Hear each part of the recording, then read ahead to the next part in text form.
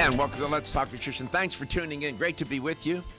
And we squeezed it in. How are you doing? How's everything? Doing all right out there? Each and every one of you. All right. It's challenging, doesn't it? Sometimes you wake up and say, wait a minute, man, what are we doing? Other days, it glides. But nevertheless, consistency, being consistent, that's, you strive for that. That's what we strive for around here. Being consistent. Show up every day and do what we got to do. And what we do is try to educate, try to empower people about their health, wellness, and well-being.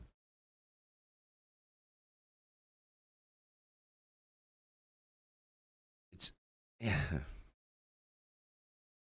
It's always easy when it's easy, right? I know that's a circular argument, but you get my point. When it's challenging, that's when it counts, and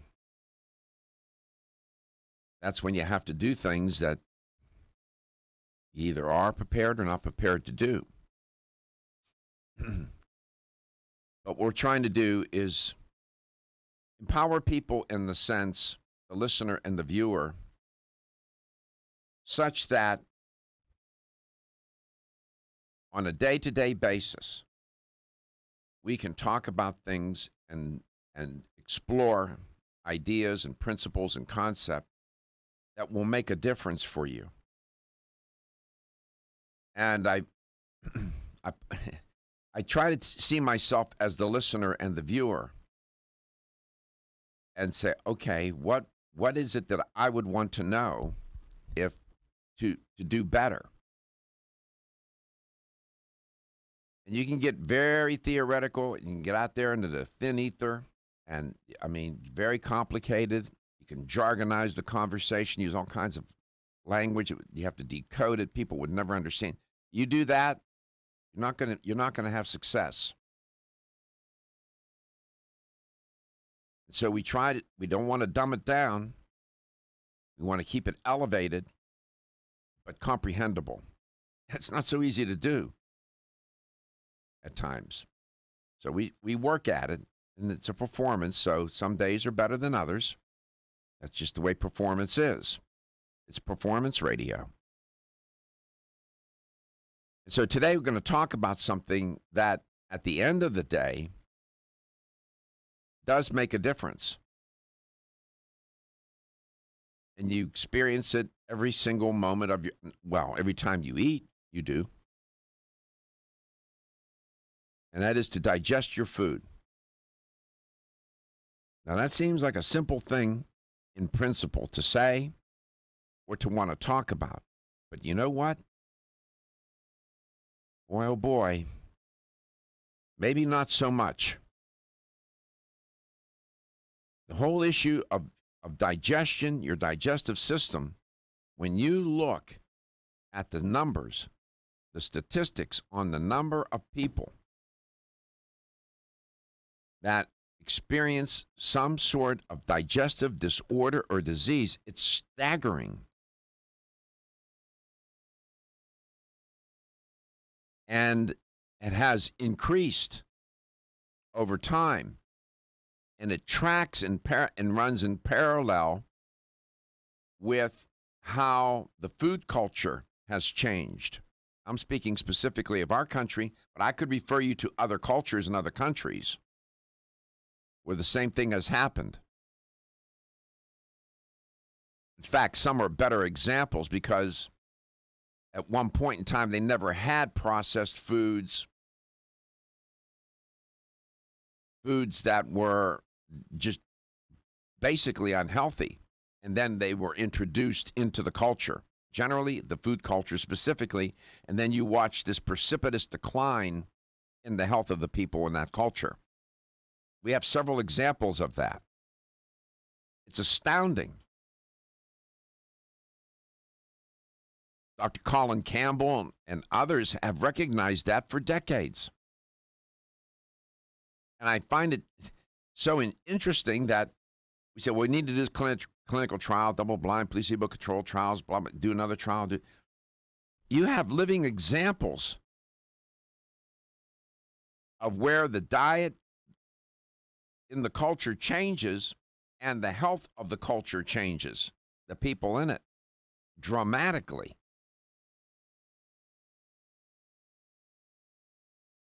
And this highly processed diet is, to say that it's a nemesis, it's a scourge. And the one system that takes a huge hit is the digestive system. And it plays havoc with it. And I was thinking about this, the themes that appear and reappear on the show. Digestion is a dominant theme. I look at the guests that come on, what they want to talk about, the various supplement companies, experts in this thing or that thing in one field or another, and the digestion keeps coming around, keeps backing around again and again. It's probiotics, digestive enzymes, fiber. It's endless. Commercials on TV. Oh, and by the way, watching the commercials, diet and life, the three major themes that I see in the commercials: diet, lifestyle, and health. Think about it for a second. Diet, lifestyle, and health are the dominant commercial themes. They consume, at least the ones I'm seeing on cable and network TV, cable TV. I peruse and survey that territory. It's part of my discipline. And a few years ago, they didn't have commercials for probiotics. They had fiber, but now it's even become more prominent. Digestive enzymes hasn't really made its way, not as much as fiber and probiotics. Probiotics? Are you kidding me? 10 years ago, if you would have said to me, they're going to be running probiotic commercials like nobody's business on mainstream cable and network, I would have said, really? With celebrities. With celebrities, no less. And a lady standing up in front of a room of people or in an elevator saying, how many of you have gas, bloating, or diarrhea? You wouldn't even say diarrhea on TV. Yeah, they'd be scared. Right. It was inappropriate. It was rhetorically insensitive. Now they're talking about poop. They use that word on, yes, because there's a market for it. You know there's a health issue when they're selling the devil out of some particular product that relates to people's health, and they keep running. Those commercials are expensive. They're spending millions, tens of millions of dollars to run these commercials on getting people to go to the bathroom. And that is only a symptom of how the foundation of health, your digestive system, is starting to give way in the culture, across the culture. So we're going to focus on that today a little bit and see if we can get some relief. Then we come back. We have a few announcements we want to make. There are no guests today, so it's wide open. Of course, you're always the guest. That's why we show up to do this show. A couple of anniversaries we want to identify and remember. Digestion. It is, boy, oh boy. You talk about quality of life being turned upside down. Ask somebody with irritable bowel syndrome.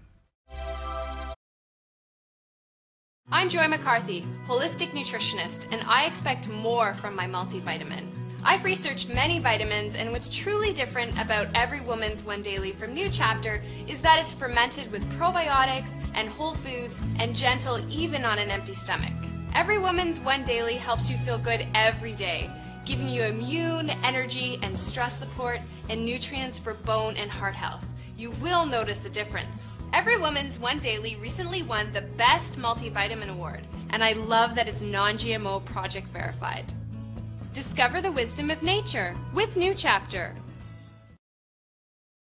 Whether you spend your free time on a treadmill, under a car, or in your garden, if your active lifestyle leaves you sore, Body Vigor's Inflammaforce may be exactly what you need. Inflammaforce has a natural herb blend that acts as an anti-inflammatory to help maintain healthy joint and mobility support. There are standardized herbs like white willow, boswellia, turmeric, ginger, and devil's claw. The vegetarian capsule promotes easy digestion and a fast-acting dissolve process. Inflammaforce includes a proprietary enzyme herbal blend full of antioxidants and flavonoids that target pain and inflammation throughout the body. Body Vigor's Inflammaforce contains ingredients that support normal, healthy joint flexibility and function, builds healthy tissue, and helps with your recovery process. So if you're tired of sore joints and inflamed muscles, Body Vigor's Inflammaforce is your answer. Purchase Inflammaforce.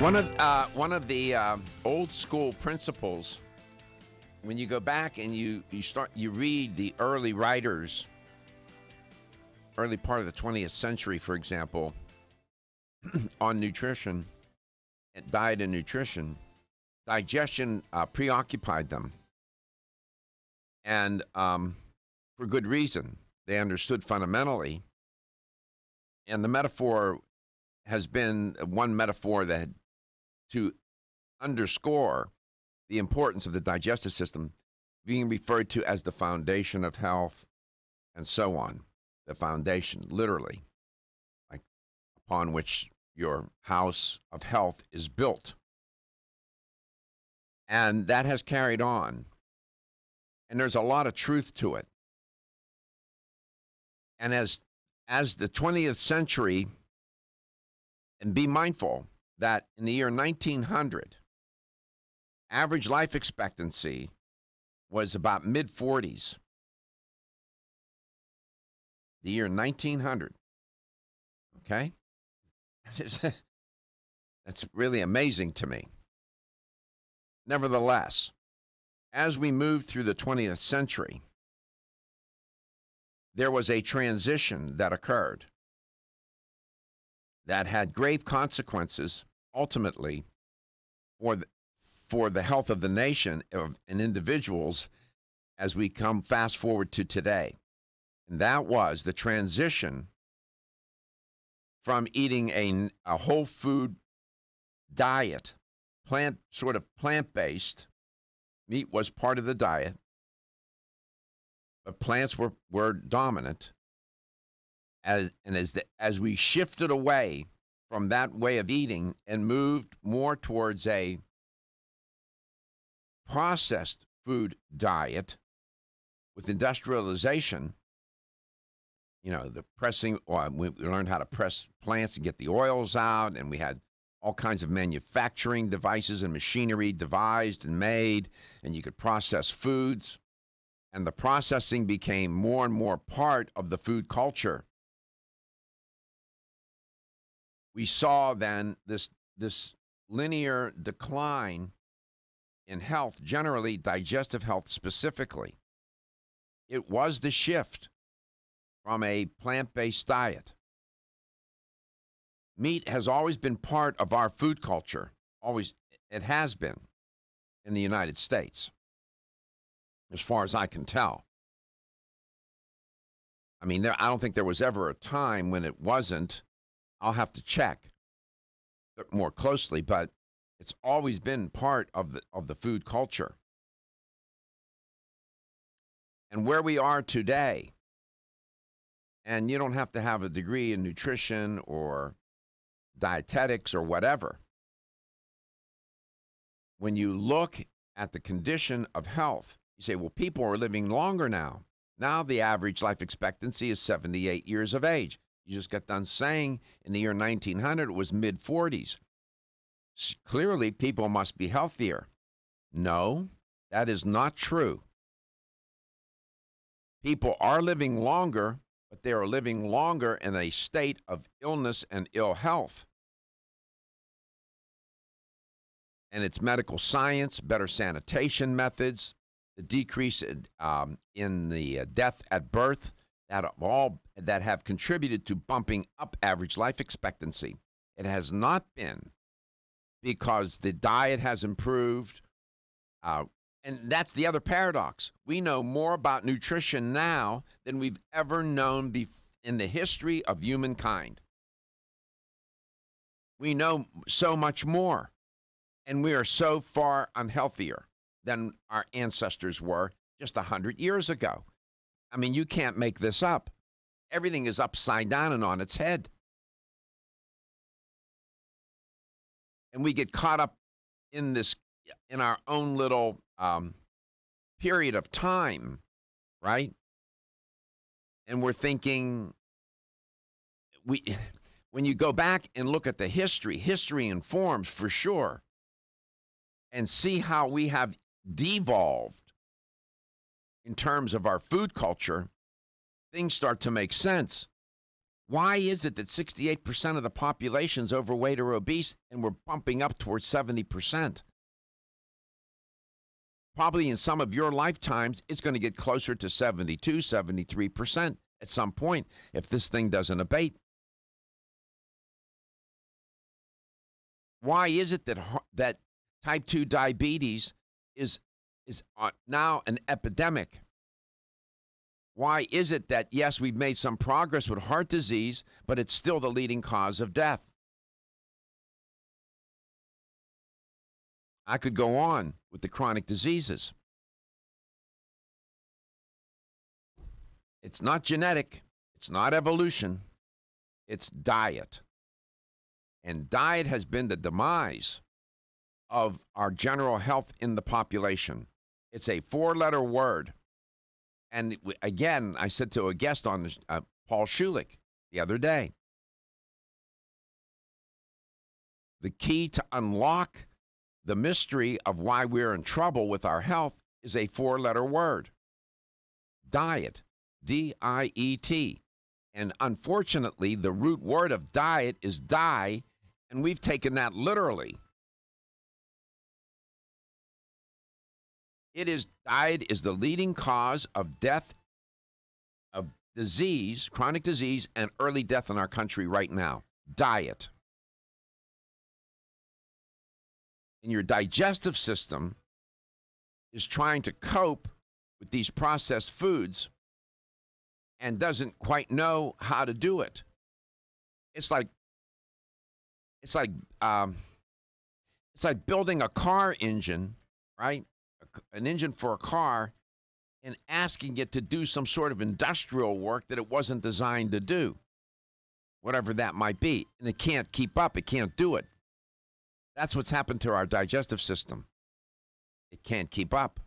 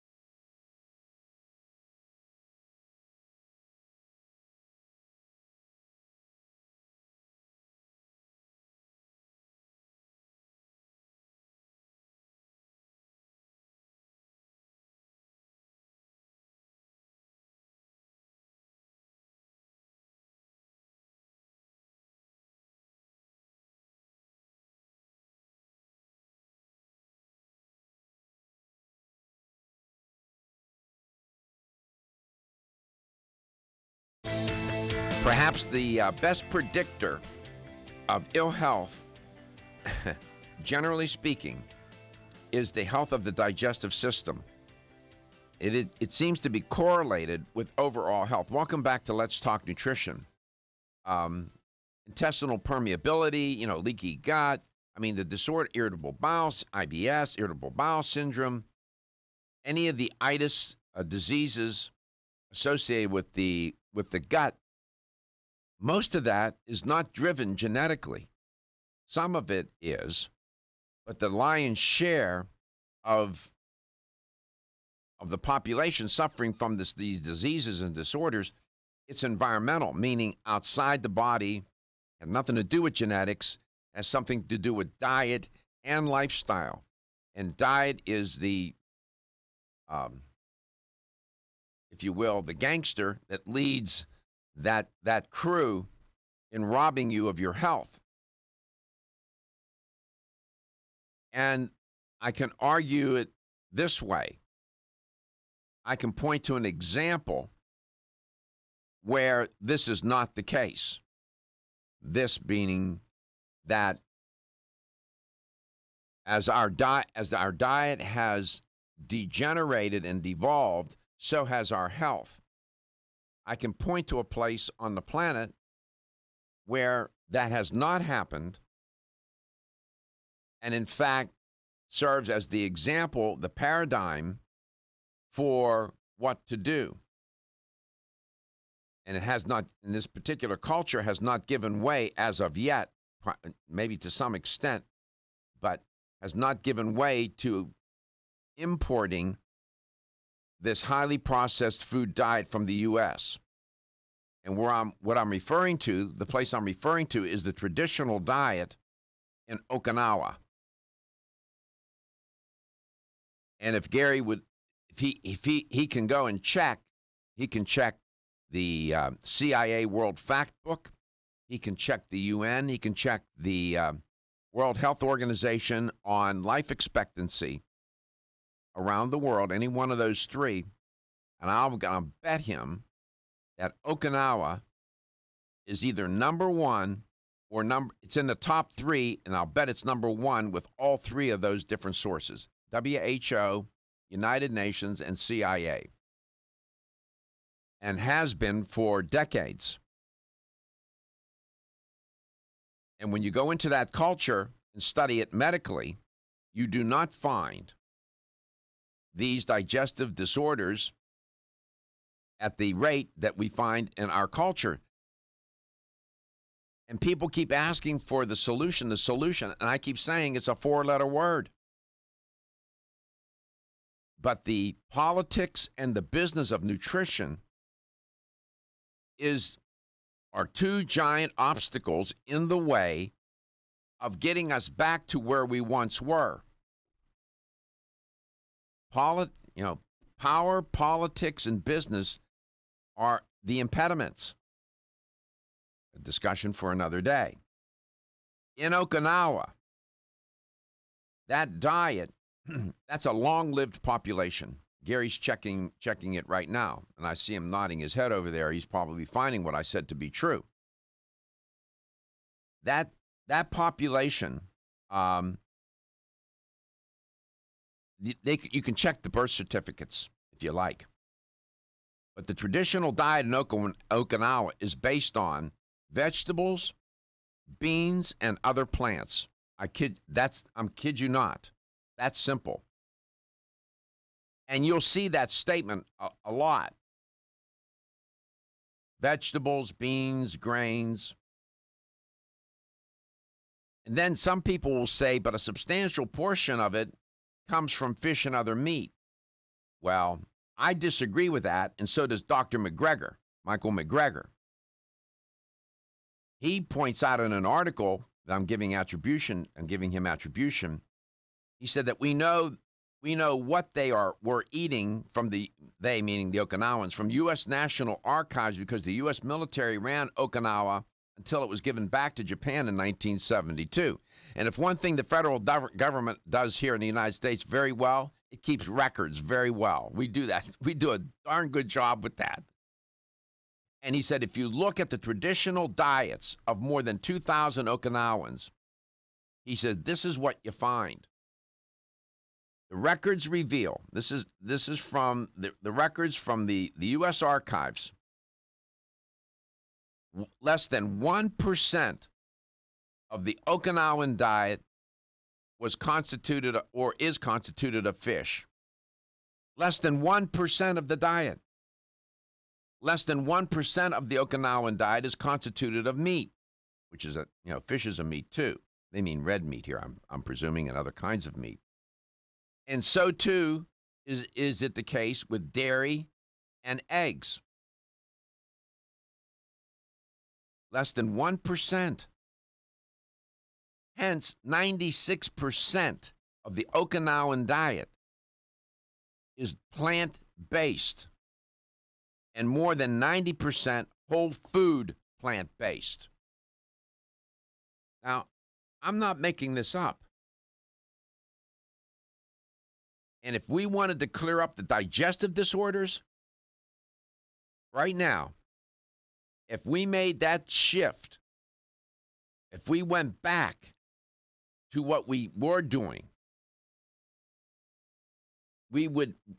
there would be an immediate improvement. It would be almost instantaneous. It would be unprecedented. It would be called a miracle.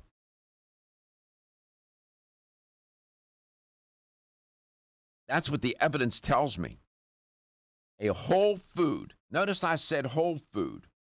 That word whole means something here. Whole food, plant-based diet. It was vegetables in the Okinawan diet. For sure, it still is. In particular, they were very much, there's a special sweet potato that they have in that diet. They eat that till it's coming out of their ears. I just the other day heard and I will not mention the doctor's name, prominent doctor, say that you have to move away from carbohydrate, and was throwing into that category vegetables because they're a carbohydrate, that it's contributing to type 2 diabetes. With all due respect to that individual, I don't know how the guy, he's a smart guy, made it through medical school and is famous. And I heard him say it, and I couldn't believe my ears.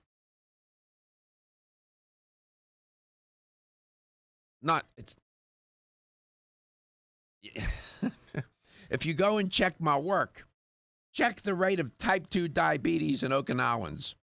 And if you find, whoever those two people are that have it in Okinawa, check heart disease. Check the chronic diseases. It's a 4-letter word. That is the secret. DIET.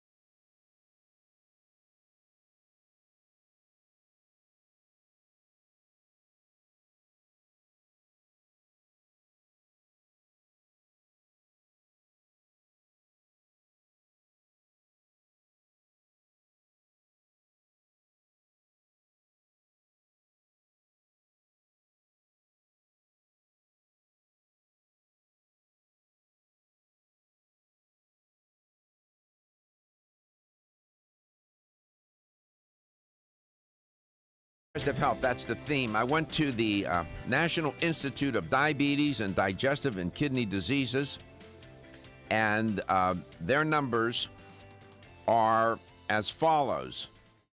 The prevalence of all digestive diseases in our country, and I think it's underreported. This is what's just reported. About 60 to 70 million are affected by all digestive diseases. 60 to 70 million. And they break it down. They look at chronic constipation. There's about 63 million people that suffer from that. Diverticular disease, a couple of million there. Gallstones, 20 million. Gastroesophageal reflux disease, that's off the chain as well. About 20% of the population suffers from that.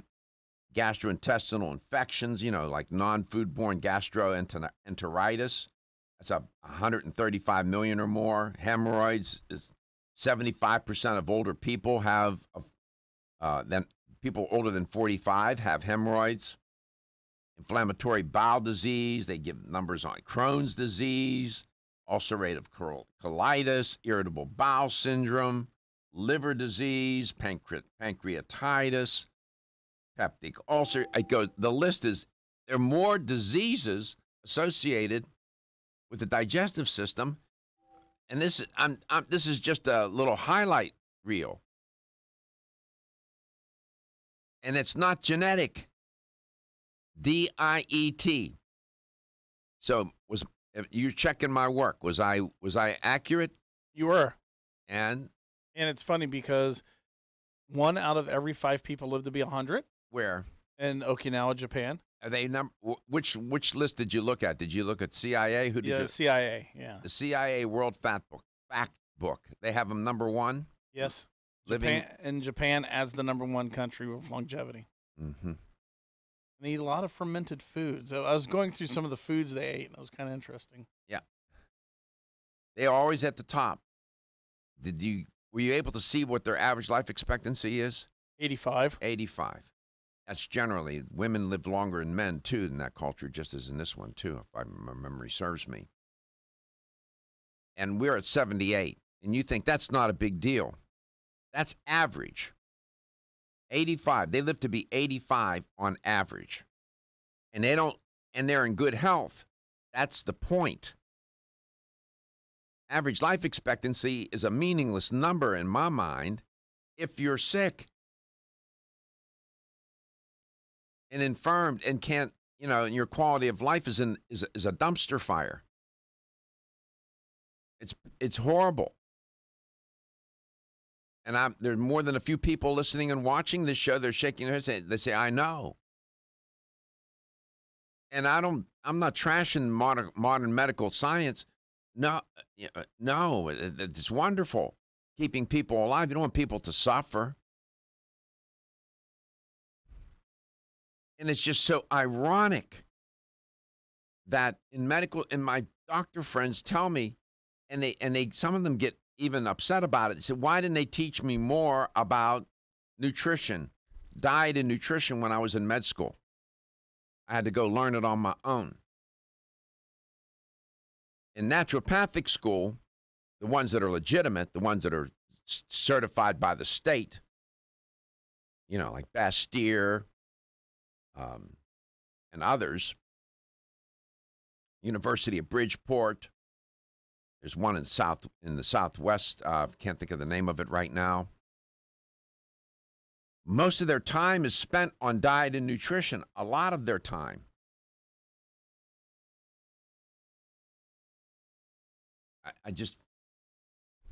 It's one extreme or the other. It's binary. It's either all or nothing. And so, and then what do they teach doctors a lot about? They teach them a lot about pharmaceuticals. So obviously those are the tools that they reach for. It's not a criticism. It's just what it is.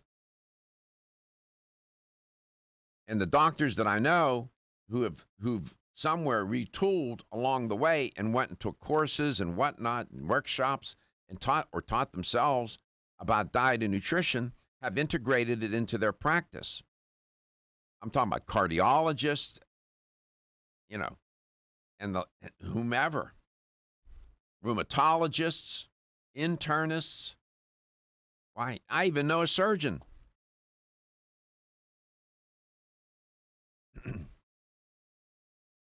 So there's no mystery here.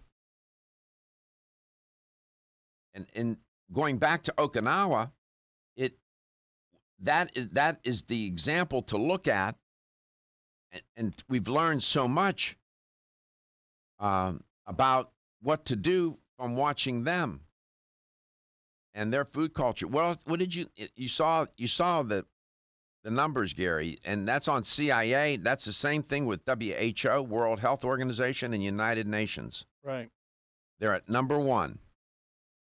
They live the longest with quality of life. And you say, okay, why can't we replicate that? And we can. You don't need high technology to grow vegetables. You're not sending rockets to the moon, man. We know how to do this. We know how to grow food like nobody's business. But what they do with the food that gets us into so much digestive trouble. Diverticulosis. They're not quite sure what causes it. If you suffer from it and end up with diverticulitis, where the diverticuli get infected, these outpouchings from the intestinal wall, where the muscles have gotten weakened, and they form these pouches. When they get infected, talk to somebody who's had a bout of that, and they'll tell you how painful that is. Diverticulosis, one theory is that it's caused by constipation. Constipation. And then when you put, constipation caused by a diet that is absent, in some cases, virtually absent of plants. You need fiber. I mean, I think I'm insulting the audience when I talk about this because this is so basic. I'm afraid that I'm insulting people's intelligence and knowledge. Okinawans, 96% of their diet is plant-based. Less than 1% of their diet is constituted of fish. Less than 1% is constituted of red meat or other kinds of meat. And the same with dairy and eggs. Less than 1%. It's not excluded. So 96% of their diet is plant-based. 90% of it is a whole food plant-based diet. 90%. There's 10% to play with there. You can have fun with that.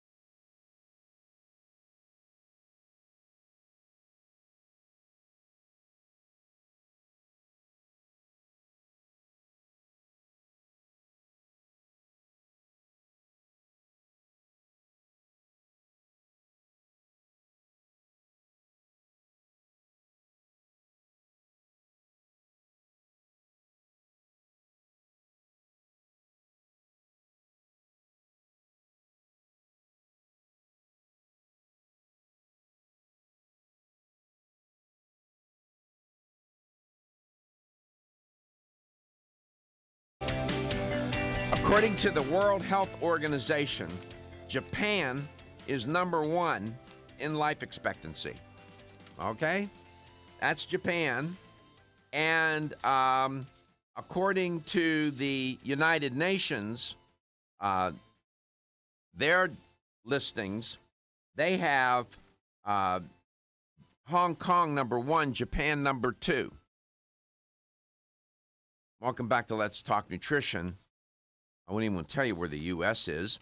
Talking about digestive health today, and according to the CIA World Fact book, they have Monaco #1, Japan #2.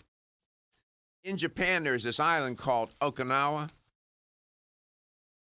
They were celebrated, and I was reporting on some of the facts about their diet and nutrition and health in Okinawa in the early part of the show today.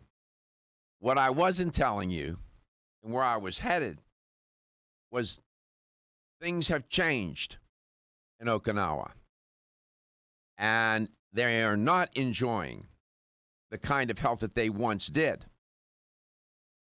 Because why? They introduced fast food into the culture, processed food.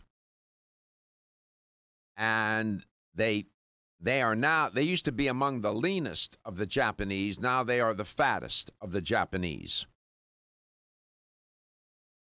And they were revered. They, to some extent, still are.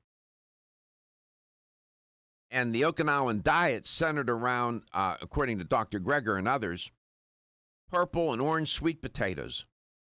I kid you not. Starch, the very thing that many people say, and experts, and I just heard one the other day say you shouldn't eat. So 90% of their diet at one point in time was whole food. Whole food. Plant-based. I mean, that is remarkable. I put you on the beach in Okinawa, by the way. Leave that up. That's welcome to Let's Talk Nutrition. And we're going to get back to this. And I keep saying this is no mystery. Now, this may not be a message that many people, even listening and watching this show, want to hear.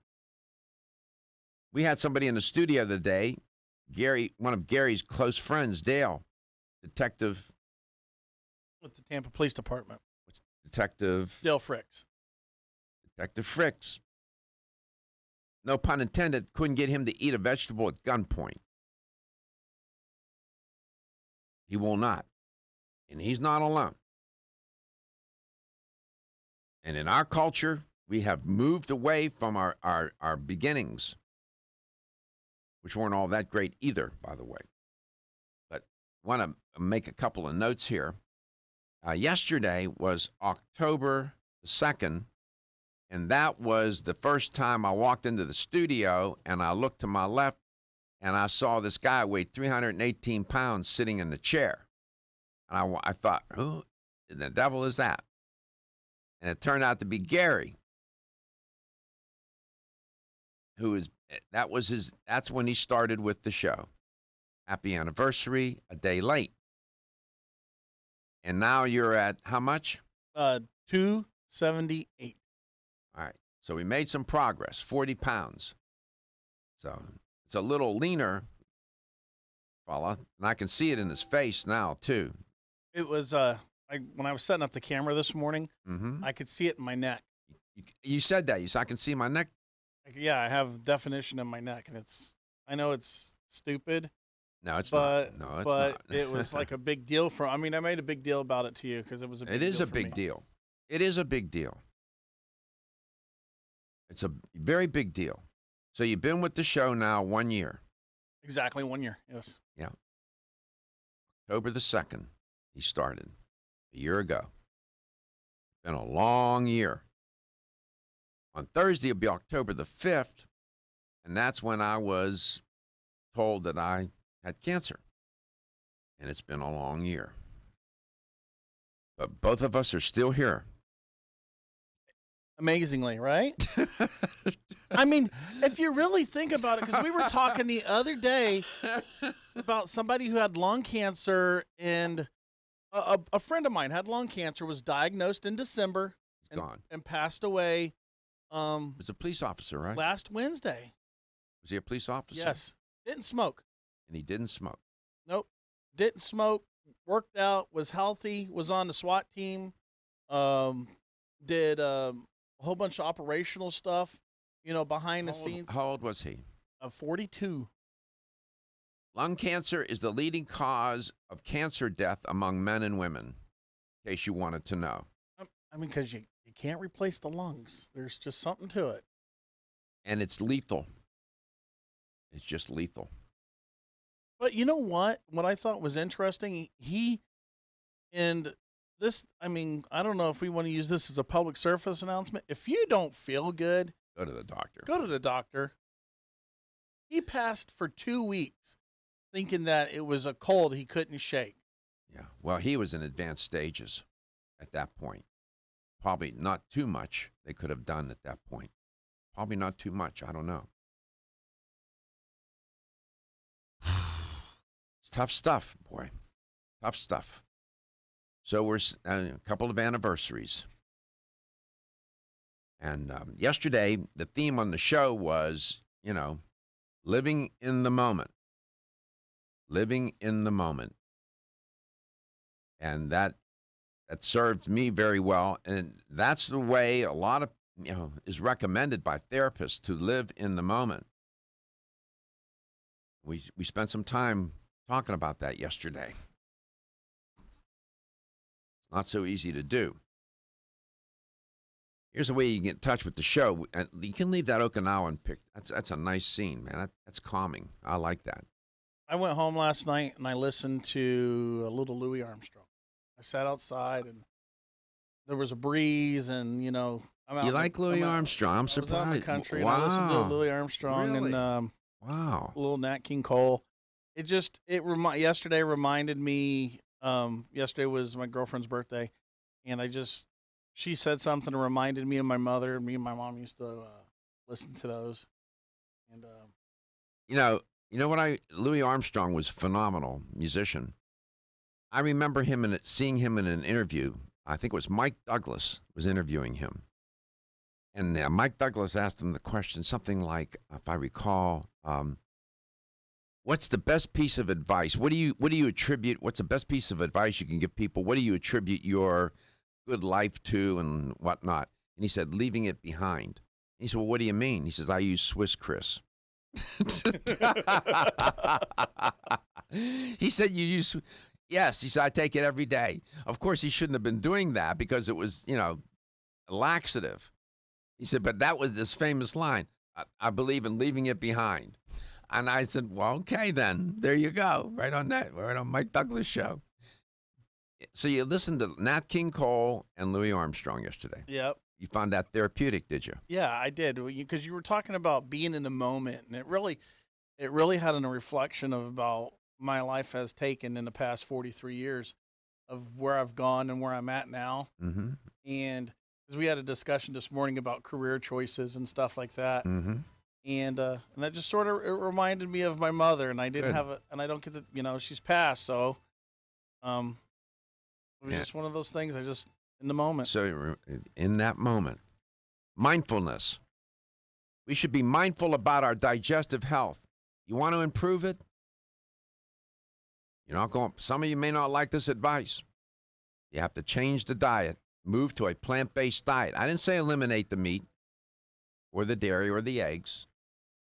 You can there's some give there. The Okinawans, it used to be 90% was whole food, 96 plant-based, and then they got nutritionally corrupted, and guess what happened? They slipped in their health.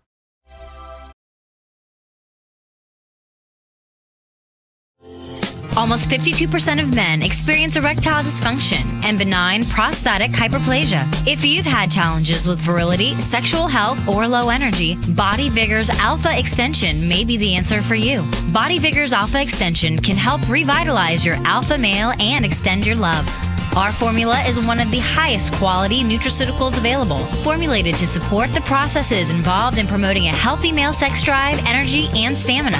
Alpha Extension has 2 powerful herbal blends, Virilomax, which focuses on male sexual health, and T-Pump Activator, which helps balance your testosterone levels. Revitalize your alpha male with Body Vigor's Alpha Extension, exclusively available on Amazon.com.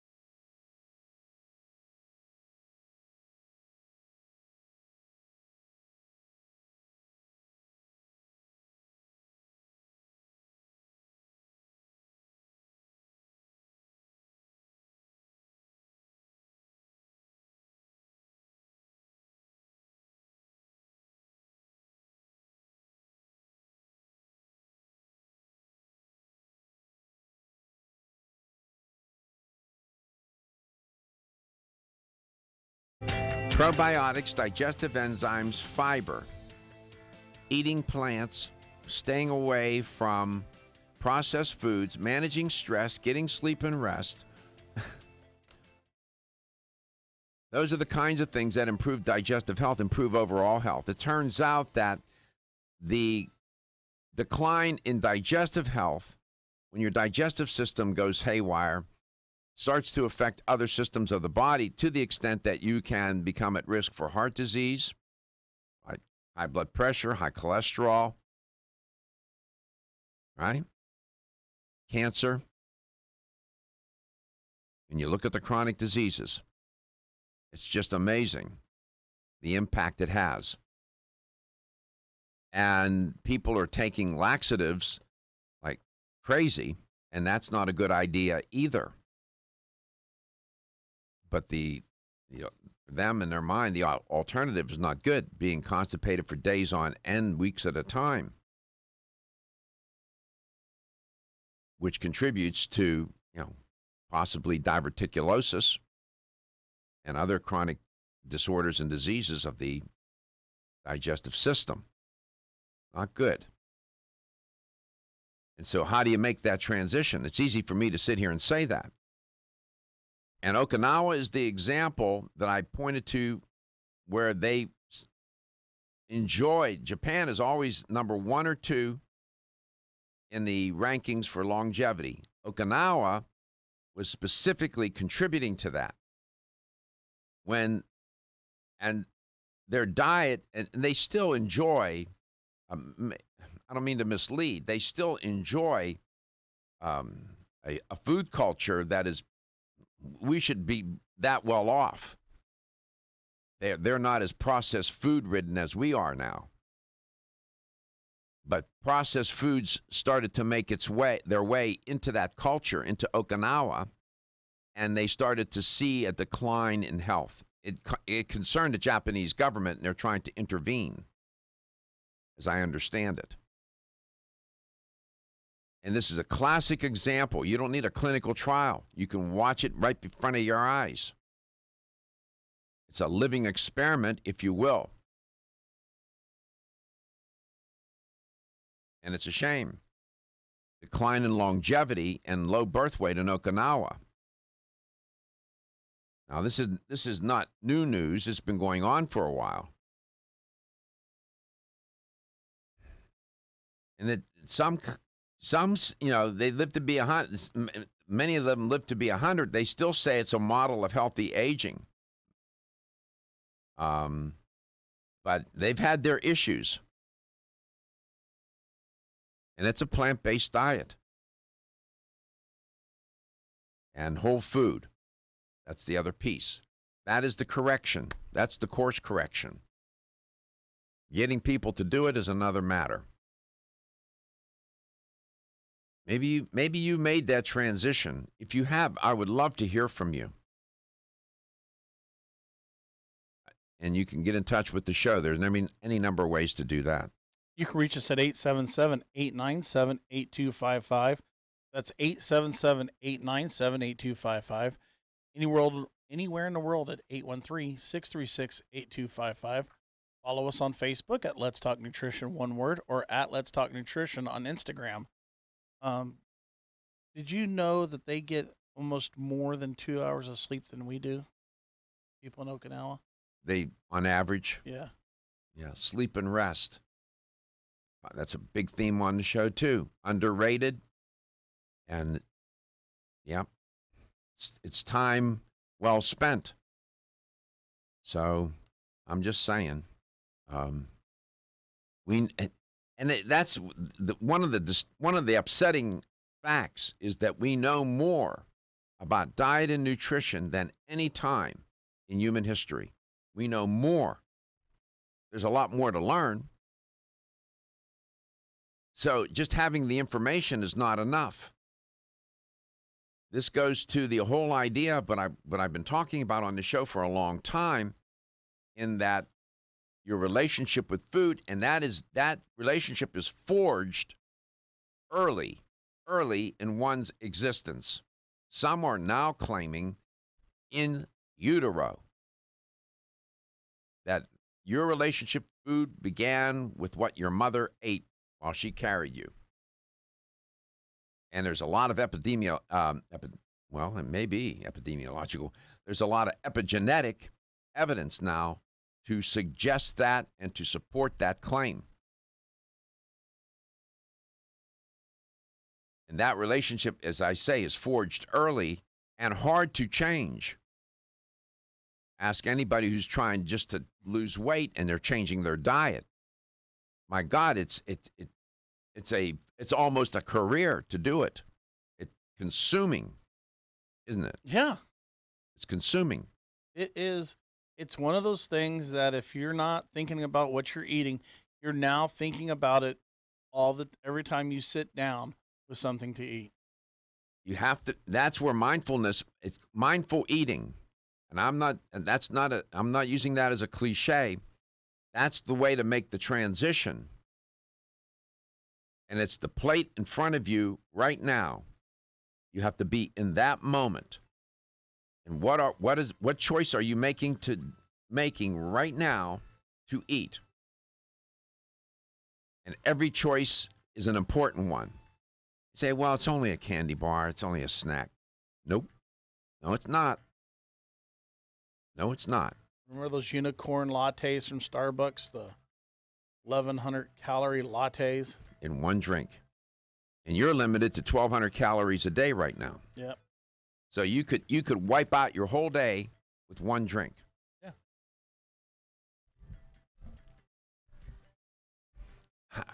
How can we be so advanced, so informed, so knowledgeable,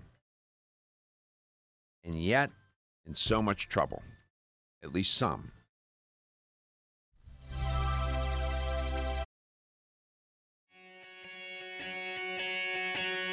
Women who are pregnant or planning to have a child have specific nutritional needs. Maintaining optimal nutritional intake is important for mother and baby. Body Vigor's Preferred Prenatal can help mother and baby receive the appropriate building blocks for growth, development, and healthy function. The Preferred Prenatal formula provides essential vitamins and minerals, along with added support ingredients such as folic acid and DHA. Preferred Prenatal also incorporates a bonus herbal blend to help the mom-to-be with the uncomfortable side effects of pregnancy, like nausea, vomiting, mood swings, and uterine health. Support a healthy pregnancy for you and your baby with Preferred Prenatal, exclusively on Amazon.com.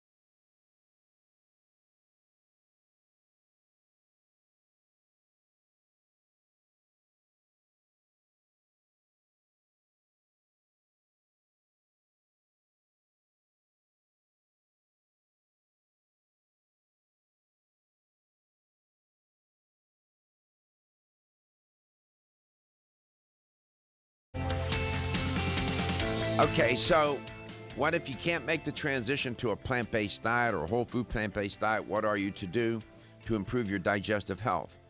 There are essentially three things that you could do right now that will confer some benefit, at least based on the literature. And those would be taking a probiotic,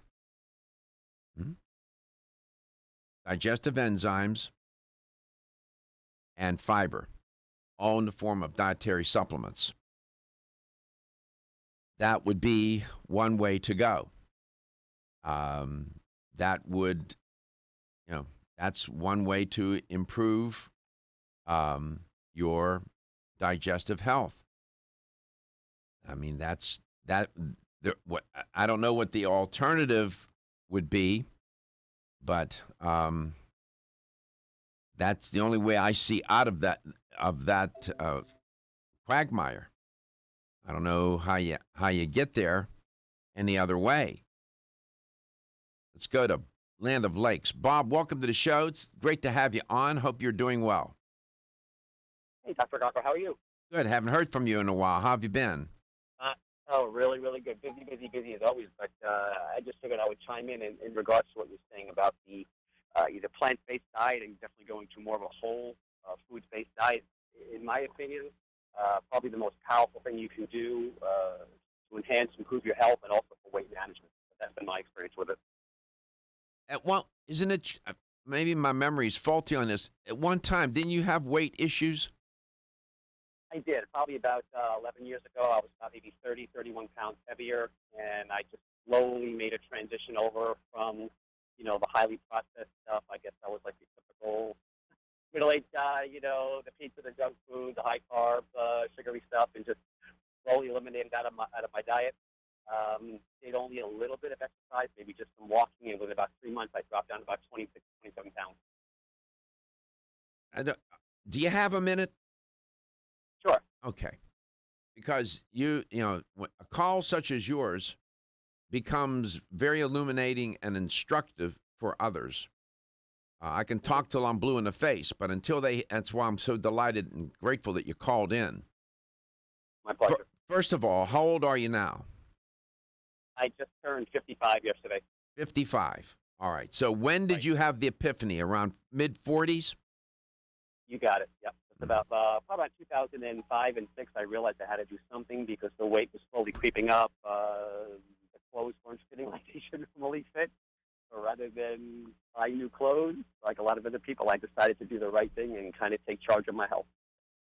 And was there something that happened? Was there, without getting too personal, was there some crisis? What happened? Well, nothing. I mean, it was just basically, I think, as we get older in life, we kind of, we don't really change our eating habits maybe when we did when we were younger. And I think when I got to my health checkup, they said, hey, your cholesterol's creeping up, your blood sugar's starting to creep up a little bit, and unless, you can either control it yourself, you're going to have to be on meds or something else. And that's something that I absolutely didn't want, and I completely understand that, most of the things that we have with the cholesterol, diabetes, weight management is all due to, the lifestyle and really some of the bad things we're eating. So I realized that, and rather than go down the medicine route unnecessarily, when you treat symptoms and not the cause, I decided to, go at it the best way I knew I could, at least keep it my best shot. Well, you're in a very small minority of people that reason through it that way. Yep. Sometimes it takes a life crisis. Somebody has a heart attack or they get diagnosed with cancer or some severe, horrible disease, Correct. And they have the epiphany and say, I'm turning a page. In fact, I'm changing the book. Right. And they start reading from a different book or eating from a different book, so to speak. Absolutely. And you said that you slowly transitioned from a processed food diet to more of a whole food, plant-based diet. How did you do that? What did you start? How did you, when you say started to eliminate foods, what did you sort of just picked something and started? How did you do it? First thing I knew, the most detrimental thing that's in our diet today as a society is going to be sugar and high fructose corn syrup and all that stuff. So the first thing was all sweetened beverages, anything canned that was sweetened. A lot of the cakes, cookies, a lot of the stuff you talk about, a lot of that. Just try to do the best I could not have any of that whatsoever. How hard was that? How hard was that, Robert, to do? The first few weeks, I would say it was definitely a little on the hard side as the body is kind of going through maybe a little bit of withdrawal. But probably by that third or fourth week, I can say that the cravings pretty much subsided for a lot of those things, and I can see some of the results. Myself even feeling better. I could see a couple of pounds coming off, and I was probably even more amazed than I thought I would have been. But I would say the first few weeks a little tricky. After that, once the body adjusts, I really don't have cravings for anything sweet anymore. I can have it occasionally, but I don't crave it. So one of the first things you went after were the beverages, the sugar-sweetened beverages. Absolutely. That was a good move. There's a lot of caffeine in those beverages. Did you have any withdrawals from that? No, I didn't really have a lot of the stills. I probably had maybe more of like the Sprite and some of the stuff, when we got to restaurants. Not a ton, of that. I mean, I only would have maybe a few cups of coffee a week, not a lot. So for me, no. Okay. Real there. All right. What about breads and those kinds of foods? Absolutely. What I did was I switched over to like the sprouted grain breads. There's several ones that are available without mentioning brands. You could pick them up at the health food store, even at your grocery stores. So I transitioned over to maybe just having one or two slices of those, but always, whole grain. Sprouted grain, like Ezekiel bread, breads like that. That's my favorite one. That's absolutely the favorite one. I think it's reasonably priced, wonderful nutrition for the calories that you're spending, and just super balanced. Yeah. Mm-hmm. And then what about plants? Did you introduce more plants into your diet, and how did you do that? Absolutely. What I did was I started with the real basic things. The body needs a lot of good minerals, so I started with things like organic baby spinach, some different types of kale that was used there, plus more raw vegetables. So a lot of my meals had that as a base on, especially my lunches. You work outside a lot, kind of hard to get a pack your own lunches. So going with those was really helpful, and then incorporating at least 1 to 2 vegetables or more at every meal that I could possibly do it. Mm-hmm. So all right. that really was huge help. In the years now, have you read the literature? Have you read Dr. Michael Greger, Dr. Neil Barnard, Dr. Caldwell Esselstyn? I can go down the list. These are the whole food plant-based experts. Have you read them? Are you familiar with them? I'm a little bit familiar with them, but I think I probably heard more about them on your show in detail than probably what I've read. Right. That would be your next move. You start to read them and start to study what they're doing, and they kick it up a whole different notch, and they take you even to another to another level of performance. And it's really amazing. But you are a rarity. You're in a very elite group of people who initiated such a program and stuck with it all these years. First of all, congratulations. You should be very proud of that. And don't hang up. I want to chat with you. One more thing I want to ask you and tell you. We'll be right back. The latest trend to hit the store. Are your joints feeling out of date and stiff? Is that old sports injury flaring up? Is your body aching from the daily wear and tear at work? Body Vigor's Joint Ready keeps you at the ready for any joint pain that gets out of line. Unfortunately, as we age, joint pain becomes more common. Body Vigor's Joint Ready can help provide relief so you can continue to go about your day. Our formula contains sulfated forms of glucosamine and chondroitin. Studies show that these sulfated forms are more effective than regular glucosamine bound to hydrochloride. Joint Ready promotes a healthy inflammatory response, facilitates cartilage synthesis, and provides additional antioxidants. Keep your joints at the ready with Body Vigor's Joint Ready, exclusively on Amazon.com.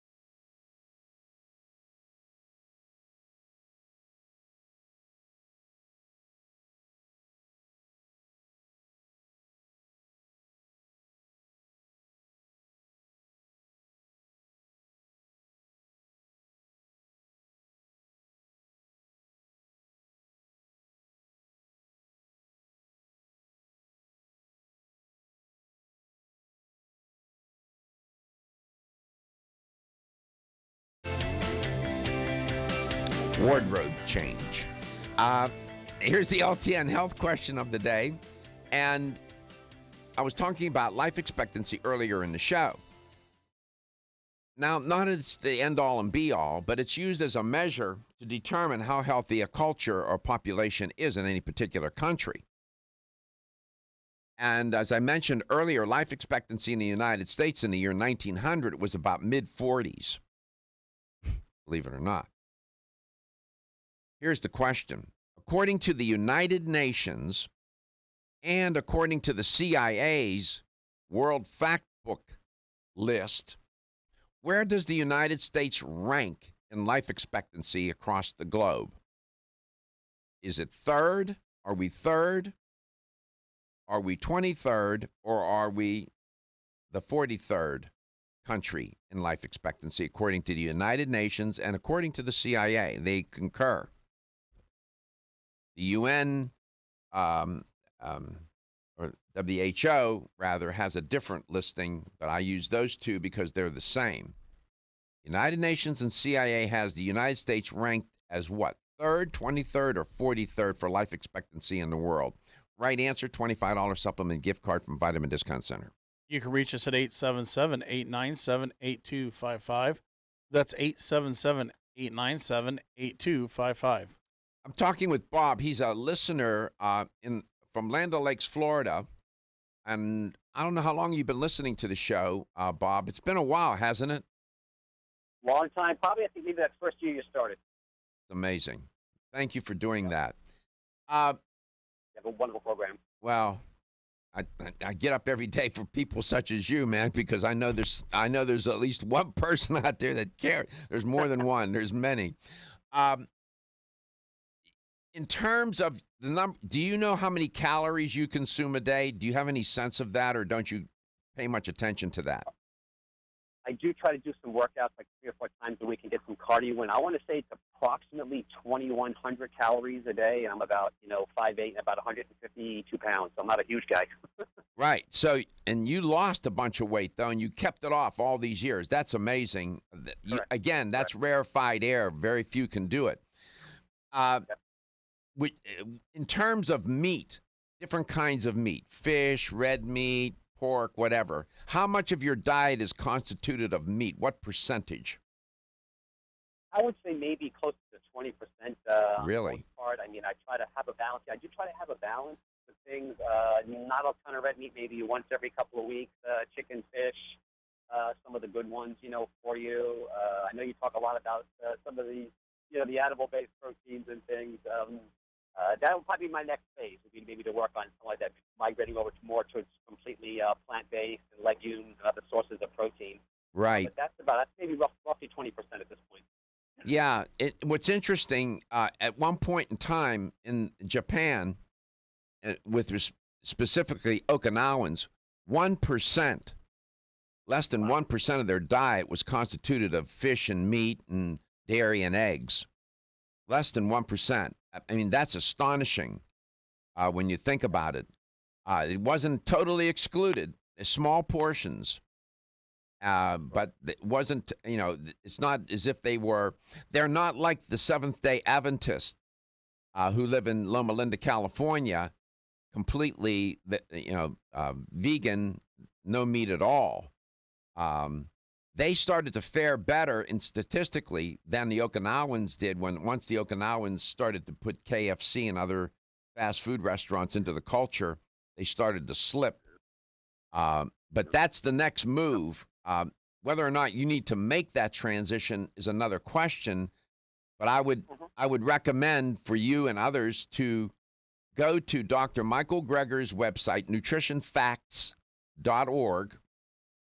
Look up Neil Barnard, find his website, find Dr. Esselstyn's website, Dr. McDougall's website, and start to read what they have to say about a whole food, plant-based diet, no meat, no dairy. That's in rarefied air too, and it's primarily whole food. Some of these practitioners who, by the way, most of them, and Colin Campbell is another one. he's not an MD, but all that list that I gave you, all medical doctors went to classical medical school, traditional medicine, and talk about a whole food, plant-based diet, no meat, no dairy. And then Dr. Esselstyn says no oil. That's for that's for people with heart disease. Right. Read what they have to say and see if it makes sense to you. But that's the next move to make from a dietary perspective. But you have done remarkably well with the way you approached it, man. I thank you for staying on and chatting, because I wanted other people to hear what you did. You're a living example that it can be done, and you still stay inspired, right? Yeah, exactly, and it's incredibly powerful, and I think a lot of people don't realize. I think Gary has said it a couple of times. People don't realize exactly what they're eating and what they're doing every single day that has the most profound impact on their health. So, we live our lives busy, rushing here, rushing there, trying to eat whatever we can find, and we don't realize the detriment we're doing to ourselves. So I think if people can understand the importance of that, what we do 80-90% of the time is going to have the greatest effect on our overall health, well-being, and again, weight management as well. So, I know. Eating, food, a lot of our life is spent up, eating, right? And absolutely. And if you're doing a lot of that in a bad way, you can't expect good results. Thank you so much for sharing your narrative, your story. We appreciate it. Thank you so much for your listenership. I am very grateful for you and your support of this show. Thank you so much. Thank you, Dr. Garb. We love your program as well. Bye-bye. Thanks. Let's go to Carolwood. Len, what's the answer? Where do we rank by the United Nations and CIA in terms of life expectancy? 3rd, 23rd, or 43rd? Regrettably, Dr. Cargo, it's 43rd, I believe. That's my guess. If I'm wrong, give it to the next. No, you're right, man. It's 43rd. There's a lot of room for improvement, Len. Yeah, I know. I realize that. I'm turning 65 this year, so I'm right on your footsteps. All right. Well, you stick with it. Keep listening to the show, and you call me anytime you want. Congratulations. Take care of your health. Take care of your digestive system.